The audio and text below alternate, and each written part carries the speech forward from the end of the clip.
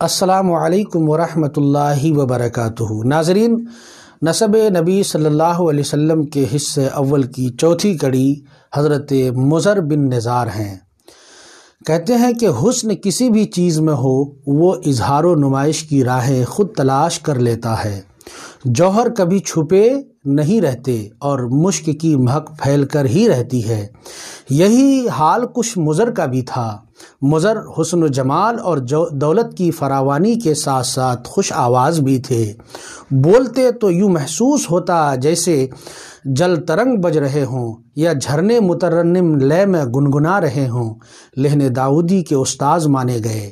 یہی وجہ ہے کہ آپ ہی نے سب سے پہلے ہدی ایجاد کی تھی۔ اونٹوں کو چلانے کے لیے جو گیت گائے جاتے ہیں انہیں ہدی کہا جاتا ہے۔ یہ چار بھائی تھے، مضر، ربیعہ، ایاد اور انمار۔ ان کے والد نزار جب فوت ہونے لگے تو انہوں نے وصیت کی کہ اے میرے بیٹو، اگر کسی بات میں تم میں اختلاف پیدا ہو تو تصفیہ کے لیے نجران کے افعا جرہمی سے اپنے جھگڑے کا فیصلہ طلب کرنا۔ اتفاق سے تقسیم جائیداد میں باہمی اختلاف پیدا ہو گیا۔ باپ کی وصیت کے مطابق وہ نجران روانہ ہوئے تاکہ افعا جرہمی سے اس تنازع کا حل اور فیصلہ کرائیں۔ اثنائے سفر مضر نے گھاس دیکھی جس کو کسی اونٹ نے چرا تھا۔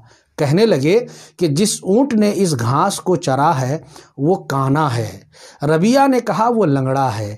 ایاد نے کہا وہ دم بریدہ بھی ہے۔ انمار نے کہا وہ بھاگا ہوا ہے۔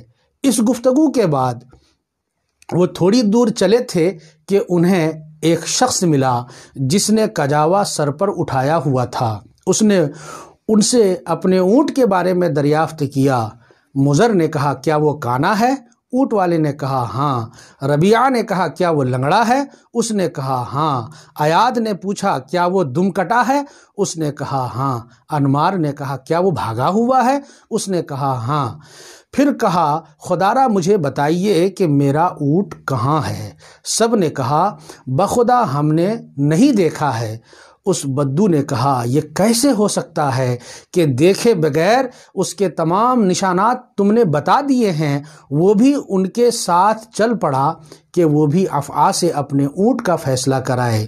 جب اس کے پاس پہنچے تو سب سے پہلے اونٹ کے مالک نے اپنا دعویٰ پیش کیا کہ ان لوگوں نے میرا اونٹ دیکھا ہے لیکن یہ لوگ مجھے بتاتے نہیں ہیں اور کہتے ہیں کہ ہم نے دیکھا نہیں۔ افعا نے کہا اگر تم لوگوں نے دیکھا نہیں تو پھر بن دیکھے ساری نشانیاں کیسے گنوا دی؟ تو حضرت مضر نے کہا میں نے جب اس گھاس کو دیکھا جس کو اس اونٹ نے چرا ہے تو وہ ایک طرف سے چری ہوئی تھی اور دوسری طرف سے جوں کی توں لہلہا رہی تھی۔ میں نے سمجھ لیا کہ وہ کانا ہے، جو دیکھا ہے اسے چر لیا اور دوسری طرف جو اس نے نہیں دیکھی اسے چھوڑ دی۔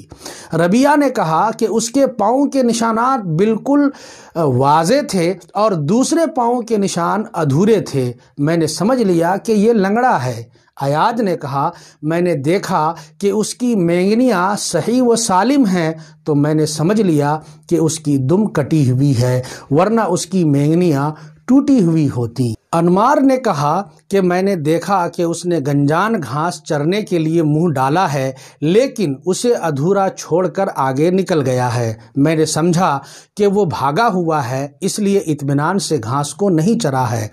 یہ سن کر افعا جرہمی نے اونٹ کے مالک کو کہا جاؤ اپنا اونٹ تلاش کرو، اس کے پاس تمہارا اونٹ نہیں ہے، ان کے پاس تمہارا اونٹ نہیں ہے۔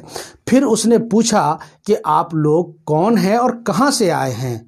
ان چاروں بھائیوں نے کہا کہ ہم نزار بن معد کے فرزند ہیں اور اپنے باہمی جھگڑے کا فیصلہ کرانے تمہارے پاس آئے ہیں۔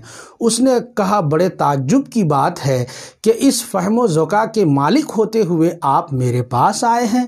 پھر اس نے پرتکلف دعوت کی، آخر میں شراب پیش کی۔ کھانے پینے سے فارغ ہوئے تو مضر نے کہا ایسی بہترین شراب عمر بھر کبھی نہیں پی، کاش اس کے انگور کے بیل قبر پر نہ اگی ہوتی۔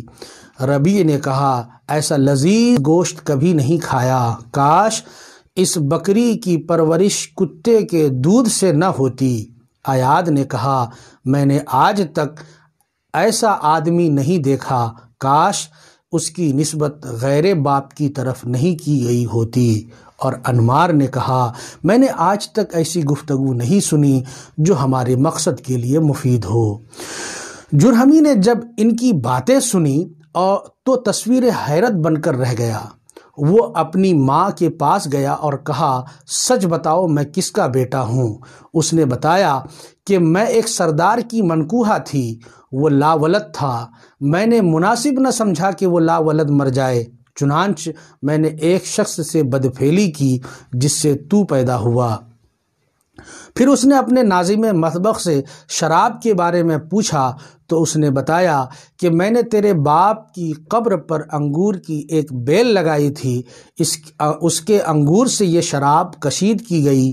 اس نے چرواہے سے گوشت کے بارے میں پوچھا، اس نے بتایا کہ بکری نے بچہ جنا اور مر گئی تو میں نے اس کے میمنہ کی پرورش کتی کے دودھ سے کی۔ جرہمی ان کی ذہانت و فطانت کو دیکھ کر حیران رہ گیا۔ پھر اس نے دعویٰ سنا اور فیصلہ دے دیا۔ اس ایک واقعہ سے آپ اندازہ لگا سکتے ہیں کہ اللہ کریم نے اپنے رعوف و رحیم نبی کے اجداد کو جمال صورت اور حسن صوت کے ساتھ ساتھ فہم و فراست کا وہ بے پایا ملکہ عطا فرمایا تھا جسے دیکھ کر زمانہ کے دانشور پھڑک اٹھتے تھے۔ اللهم صل على سيدنا ومولانا محمد، اللهم صل على سيدنا ومولانا محمد، اللهم صل على سيدنا ومولانا محمد۔